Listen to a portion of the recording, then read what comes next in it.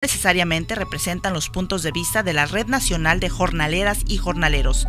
Si usted considera que el contenido es ofensivo o inapropiado, lo invitamos a compartir su opinión, queja o sugerencia en nuestra página radiojornalera.org.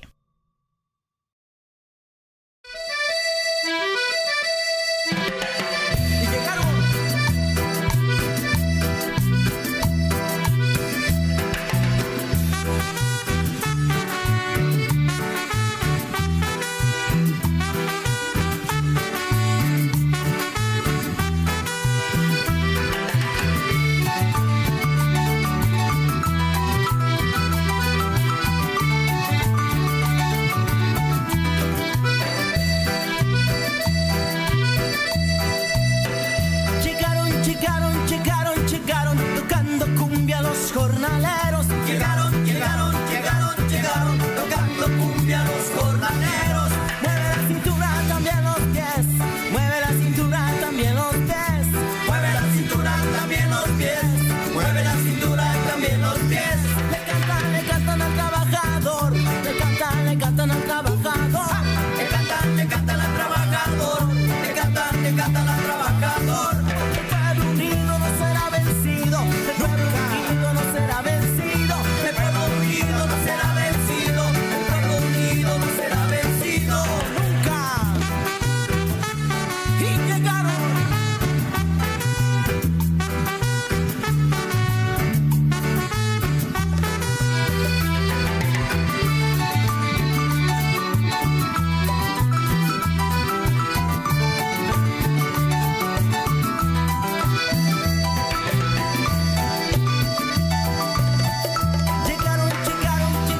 Llegaron, tocando cumbia los jornaleros. Llegaron, tocando cumbia los jornaleros. Mueve la cintura, también los pies, mueve la cintura, también los pies, mueve la cintura, también los pies, mueve la cintura, también los pies. Le cantan al trabajador, le cantan al trabajador, le cantan al trabajador, le cantan al trabajador. Porque el pueblo unido no será vencido, el pueblo unido no será vencido, el pueblo unido no será vencido, el pueblo unido no será vencido. Alto a la injusticia, alto a la explotación, alto a la injusticia, alto a la explotación. Fuera la pinche migra, fuera la deportación, fuera la pinche migra, fuera la deportación.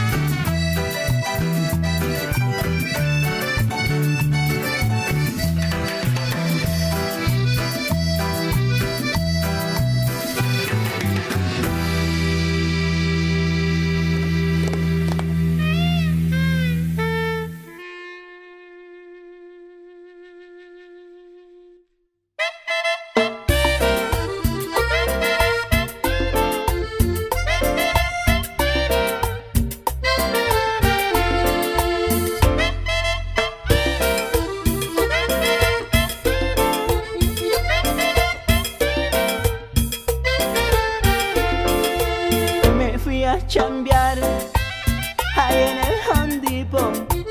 Me fui a chambear ahí en el Home Depot. Me subí a la troca de un patrón canijo.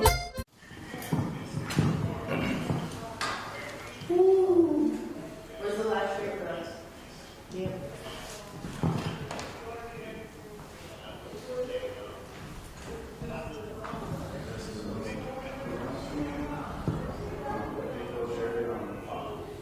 Oh, the live stream is already shared on Pop. So if you want to get it, you just go to the quote page.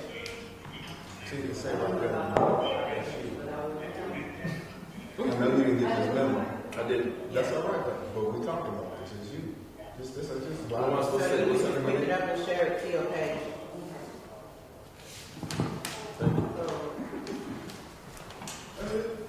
And whatever else you want to set the Hello?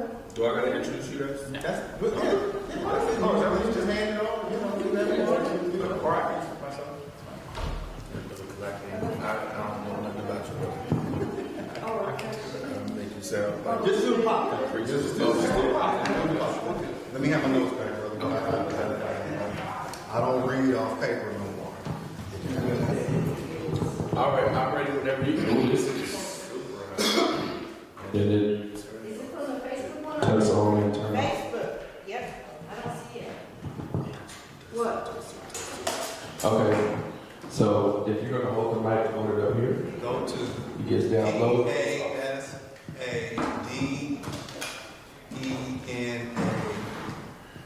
if you don't know, that's about last evening. Well, I was helping her. We can't make assumptions. Oh, yes, we can. No, this is I'm We live? Yes. Yeah, while I'm over here talking. Good evening, everyone. Thank you so much for joining us. This is another segment of Let's Talk, Let's Listen. And we all understand and know that the OIR report has came out for the Anthony McClain shooting. We all remember what took place with the Anthony McClain shooting. And we know the injustice that continues to happen in our community with not just Anthony McClain, but we're also fortunate that Christopher Blue is still alive and is in the middle, got his settlement actually. And we also remember J.R. Thomas and Kendrick McDade and so many others. And so we at POP, we are dedicated to police reform and dedicated to making sure our brothers and sisters that are in our neighborhoods are not losing their life, not only by the police department, but also in the community as well. And so we're excited that you're joining us tonight for this live, in the moment conversation. Here's the thing about conversations like these, there is no retakes. And so whatever you get tonight is live and it's raw. I'm asking you guys that if there's any questions that you have, we have people that are in the background to answer any of the questions that you guys may have, and that to ask actually our who we're calling our facilitators tonight. They're going to be answering questions as well. And tonight we're going to be going an in-depth conversation, step by step, moment by moment, of what actually took place from then all the way until now. And so stay tuned, be with us once again. Welcome, my name is Brandon Lamar, and I'm the co-chair of Pasadena's Organizing for Progress. I am now turning it over to Brother James Farr, that's going to take us on to the next steps. Thank you. All right. Well, good evening, and thank you for our audience that is here and those of you who are watching this live stream on POP's page. Thank you so much for being here. We got a whole lot to discuss tonight, and we're going to try to pack this into a very concise presentation, as Brandon said. So just to kind of set the expectations for tonight, we're going to spend a little bit of time here in the El Capitan Center. Mohammed Tassar and I, who is with the ACLU, will unpack many of the 27 recommendations. We'll also have an opportunity to hear from some community members who were actually present on that night. And then we have some information to share with you on the role of the community police oversight as this thing moves forward. As Brandon said, last week, or excuse me, 2 weeks ago, the Office of Independent Review released a report, and it's pretty damning. There's not a different way to say it. I'm of the belief that our mayor, city council, vice mayor, entire city should be embarrassed at this work product. But we'll tell you a little bit more about exactly what we're talking about, of why that shame should kind of hover over the folks here on Garfield. So before we bring in Muhammad, I first want to kind of center the room, center this conversation. I'm going to ask Pastor Kerwin Manning, who is if he isn't the senior pastor, I'm going to promote him to senior pastor at Pasadena Church and have him come share with us just a little bit. Pastor, can you come up just a little bit and join us for a second? Sit here, we'll figure it out. It's fine. So, Pastor, I just, you were present that evening, but again, I want to center tonight, and if you could share some words with us, what it was like that evening, the work that you were doing and the collective community. If you can do that in a couple of minutes, and we'll keep the program moving. Yes, it's good to be here with you all and with the audience that's watching. It's a terrible reaction, a terrible feeling to get a call, and it wasn't my first call. At night, and the community is in an uproar. Young man has been shot. As a pastor, it seemed like the view that Jesus had when he went through the towns and villages, and he seen the people helpless and harassed like sheep without a shepherd. And that's what it felt like. There was confusion, there was pandemonium. And as I began to talk and share with people, it felt like a war zone. Had the opportunity to not only be on the scene, but eventually to do the eulogy for Anthony McLean and to serve his family, and realized then that there was a lot of work that needed to be done to bring healing to our community. Before we even get to the officer-involved shooting and all of that, but the community was devastated. I've been here 22 years in this city. I saw the same thing. My first experience, I believe it was my first, I've lost count, but I know Leroy Barnes. I was on the scene for Leroy Barnes. I marched with Kendrick McDade's mom, Anya Slaughter, when we just was trying to help walk her through this process. And JR, I mean, it's just a never-ending story. But what I believe is that the power behind seeing change comes from the community keeping the full court press on. I know before we started talking about these teams that are playing tonight. But keeping a full court press on justice, keeping a full court press on decency and what's right. And you'll go into some of the things. I remember when the chief called me and said, I'm going to release the videos. And I first asked, is it redacted? He said, it's going to be fine. And then I simply said to him, as the Lord said to Cain, if you do what's right, it'll go well with you. If you don't, sin is crouching at your door. And I said, we just got to do what's right.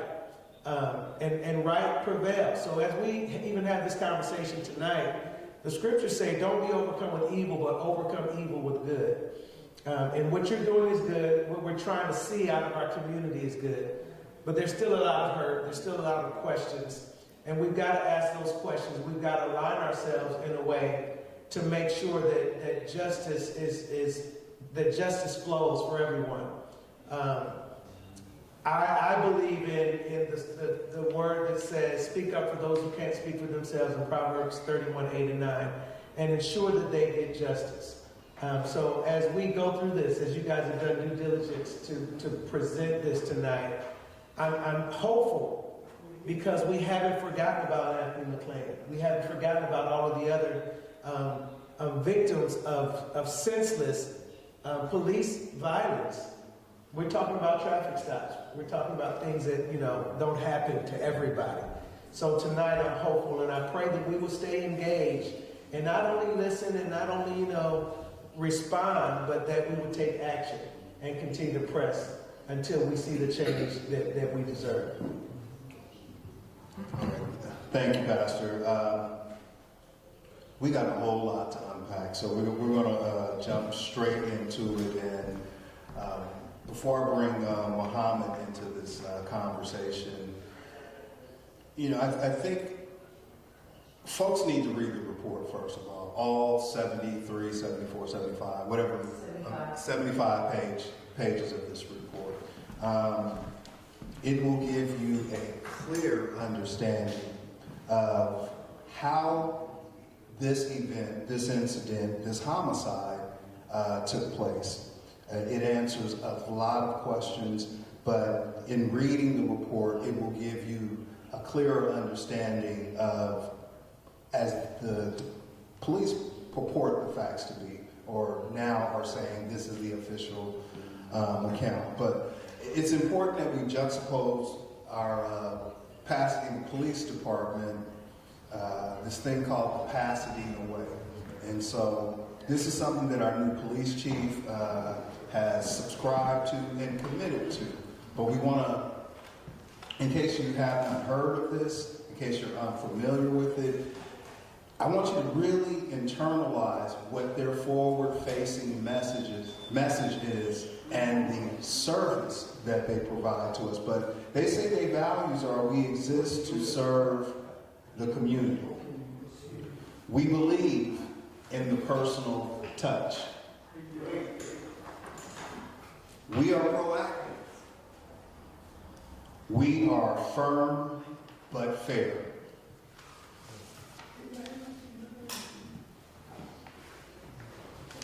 It's on the next map, sir. And then lastly, amongst their values, how we get the job done, I want you to pay attention to this. How we get the job done is just as important as getting the job done. So when you square this report up with what their values are, these aren't my words, this isn't anyone in this audience's words, these are the words that our city commission, that our tax dollars funded, that we paid for to find out how good of a job our department is doing. So I want to bring Mohammed into it, and then just after that, we're going to go outside and we want to look at some of the key areas of where this happened, just outside here on Raymond. But first, I want to welcome Mohammed into the conversation, who is an attorney with the ACLU. And Mohammed, welcome. We talked, and one of the things you shared with me is you've read a lot of reports. I've read a lot of reports. I think we both had the same reaction. Share what your first reaction was when you read this report, and then we'll get to some more specifics. Yeah, I appreciate that. How y'all doing? My name is Mohammed Tajsar. I'm a senior staff attorney at the ACLU of Southern California. I focus on police practices, surveillance, and government misconduct generally. And I've litigated cases against police departments accused of unlawfully shooting, killing community members. So I'm not I've been around how police departments deal with the impacts of their senseless violence. I also happen to be a Pasadena resident. I live maybe like 5 blocks east down that way. So I want to make a couple of, in response to your point, James, I want to make a couple of points, main takeaways, and then we can get into the specifics here. So I've got 3 main takeaways I want to share with y'all. All right. Takeaway number 1 from reading this report is I want you all to understand this report as what I'm calling an exercise in bureaucratic recuperation. Recuperating the bureaucracy in the language of in technical language. That is to say, an institution that has failed us for years, for whom this is but a pattern of misconduct. This report attempts to recuperate that institution with the language of these reforms and recommendations. But I don't want to lose sight of the fact that even as we talk about the specific recommendations, the issues with the handling of this incident, that at bottom what we saw was an episode of senseless violence that coming out of a police department with a history of senseless killings and violence in this community, right? And even the language that they use to talk about this incident is a language I detest, right? A language of officer-involved shootings, right? These were not officers who were involved in shootings, right? James Farr is not involved in this presentation. He is hosting it. I am not involved in this presentation. I am talking. Those officers were not involved in the shooting of Mr. McLean. They killed him. The language that they use to describe this incident is language designed to recuperate, desynthesize us from the material reality of what they did, which was taking the life of a man who deserved to live. Taking God's creation away from us. That's what they did, right? So that's point number one. Let's not get lost in the technical details here. We will get lost. We'll go there. But at bottom, the reality is a man should not have died that night, and he did. And we got to be outraged at that fact, all right? Point number two, even if you don't put all that stuff aside, point number two, I've read reports like this. I've seen these kinds of third-party investigations and all the like, and I've seen how they write and talk and critique police departments. This is one of the most damning reports I have ever read about an incident like this one. This report reveals that from A to Z, the department failed at every step of the way, right? The language here is polite, but underneath this language, they are saying, you all done messed up big.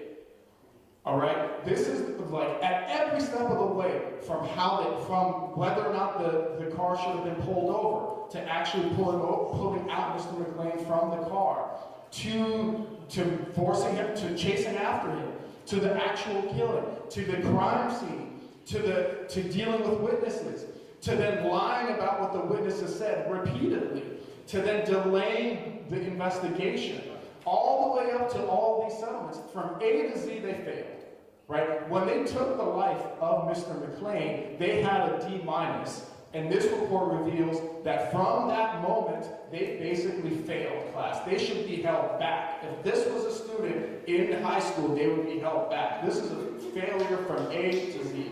This is what this report says. All right, let's not sugarcoat it. We're about to get into it, but this report says this is a failure. Now I want to give you, the reason why this is important is I want to give you a little bit of history just on this report, on who the OIR group is, because this is important, all right? So this group arose out of investigations of the LA Sheriff's Department about more than a decade ago.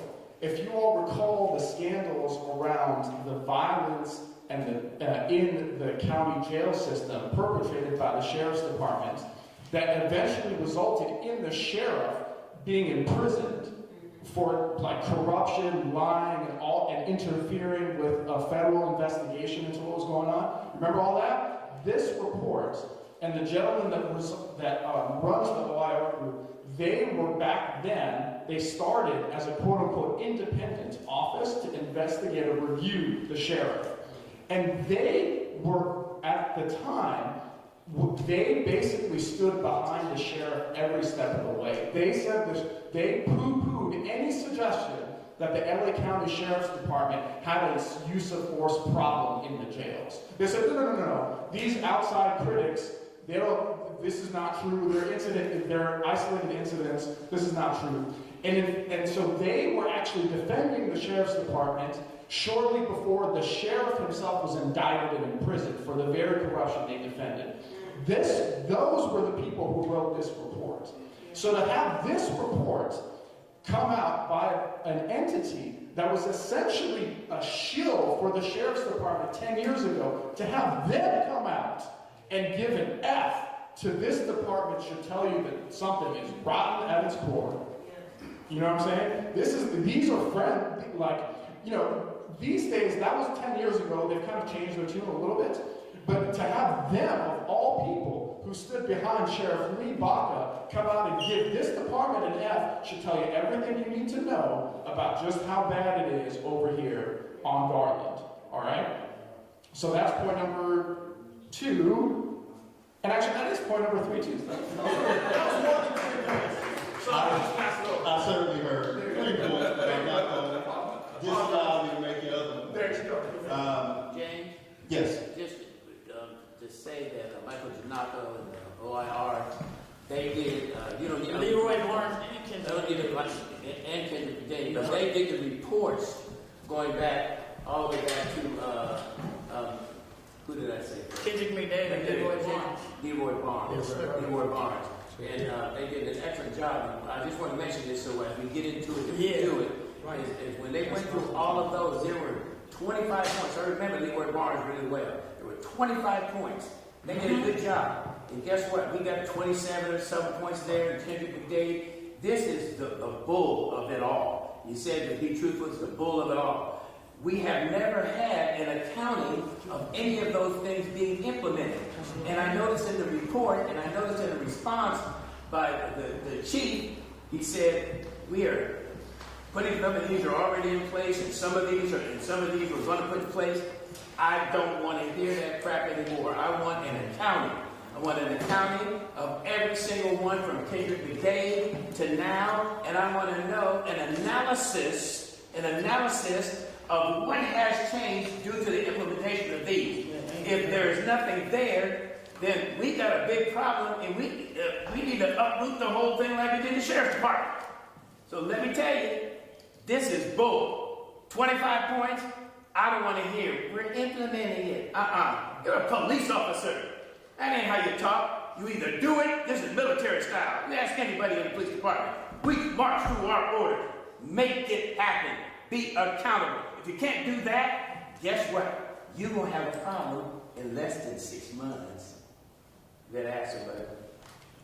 You know, we always going to take the wisdom from the elder. And, I mean, this, again, folks, this report, I encourage all of you who are watching, and share this with your friends in your network. Read this report. It tells you exactly, and we're going to get into some of these things outside, but it tells you exactly how our department investigates itself. It details exactly how difficult it was for the McClain family and many in this room, community members, to simply get to the truth. And, you know, as Mohammed said, yes, the language was very soft and polite.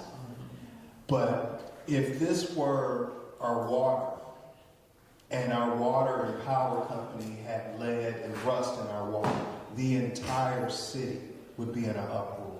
That's right. There is no way, and I'm going to switch hats as just a resident, a husband, and a father. We don't pay for this level of service. This report questions if they even try. This report should make many in our community feel that if your loved one is a victim of crime, how hard will the department actually investigate to bring a perpetrator to justice? These are all fair questions, right? So before we jump into this, Mohammed, I'm going to follow my spirit, and I want to, Jasmine, can you share with us for just a couple of minutes of your experience and where you are? I want to make sure that because you've been frontline the whole time. You know what I mean? So we're going to honor you in that space and allow you to speak quickly. And just briefly before you begin, because I know we're losing light. Yes, we got to get out of here. Is after you speak, we're going to be moving, but what we're going to do is go straight to where he passed. Because we're losing light. I got you. And then once we have a little conversation, we're going to come back in into the lights. I just wanted to start with Janako's office, right? They do police reports for at least 700 of them, right? And the only ones that they found out of policy was actually Leroy Barnes, Kendrick McDade, and now this one. So that's saying a lot, right? And one of the things that they were supposed to implement in Pasadena was the foot pursuit. All right? When an officer leaves runs away from his partner, that is putting his life in jeopardy. That's out of policy, right? Because you're now putting your life in jeopardy. They made that with Kendrick McDade's case, right? Officer Matthew Griffin, he separated from Jeffrey Newland when he chased Kendrick McDade down, right? And what that did was that created more of a hostile scene, right? And so that was a specific recommendation 10 years ago to do, and they never did it. So if they would have implemented that, this wouldn't have happened to Anthony. I just want to start off with that, right?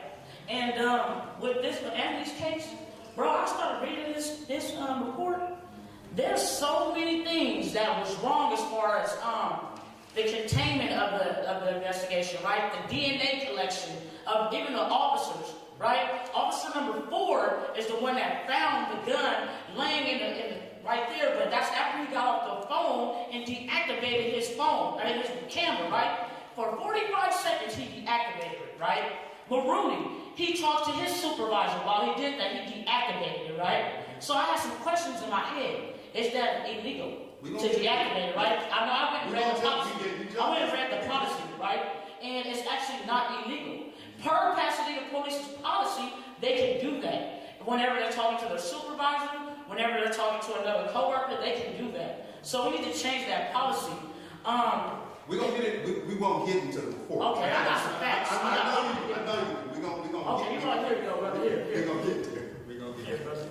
All right. So Flo, we want to get outside now, and so stay with us.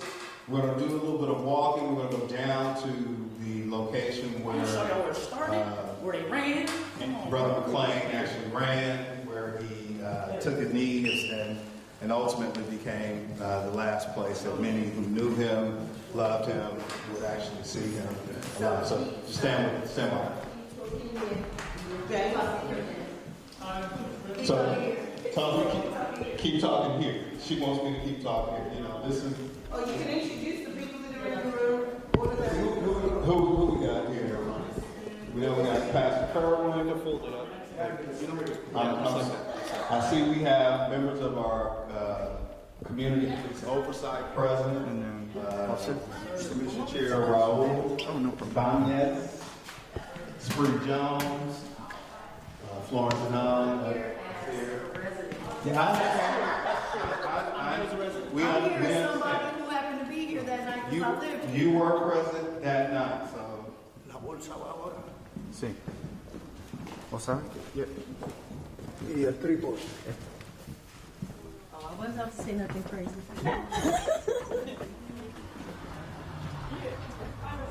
It's a policy, bro.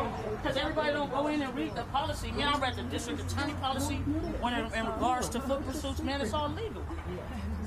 So it started right here. It started right fucking here, right? Yeah, they're not. Get it honest. Wait till he come out so he can. Yeah, wait on camera.